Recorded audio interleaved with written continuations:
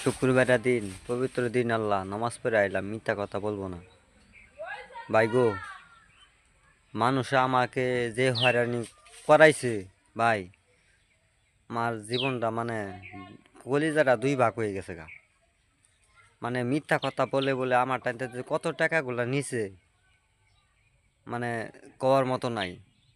আমার আশার দাহের আমার কাছ থেকে টাকাগুলা নিয়ে নিছে। আজকাল না কাল্লা পরশু টাকাগুলা দিয়ে দিব। কিস্তিতে চাইছিলাম, কিস্তিতে টেহা তুলবার লাগি। ওয়ার্ল্ড ওয়ার্ল্ড ব্যাংক, এই ওয়ার্ল্ড ব্যাংকের মধ্যে ভাই আমি মানে আবেদন করছিলাম। এই আবেদনের কারণে এই ব্যাংকে থেকে আমারে একটা হুঙ্গ বানায় আছে, বুঝছেন ভাই। আমাকে টেহাটা দেয় নাই। এখন যদি এই ব্যাংকের কারণে আমার যদি মৃত্যু হয়, এরম দায়ের মানে আমার সংসারে দায় ভাই কেডা নিবে? আমার বউ ফুলাহানে দায় ভাই কেডা নিবে?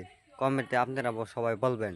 আমার যদি মৃত্যু হয় টাকার জন্য, আমার ঘরের মধ্যে একটা চাল নাই, বাজার নাই ভাই, খুব অসহায় মধ্যে আমি দিন দিন কাটাইতাছি। ওয়ার্ল্ড ব্যাংকে আমাকে একেবারে মানে পুঙ্গু করে লাইছে ভাই। আপনারা সবাই কমেন্টে বলবেন এটা কি কি করা উচিত। আপনারা যেটা সিদ্ধান্ত দিবেন এটা আমি মাইনা নেব।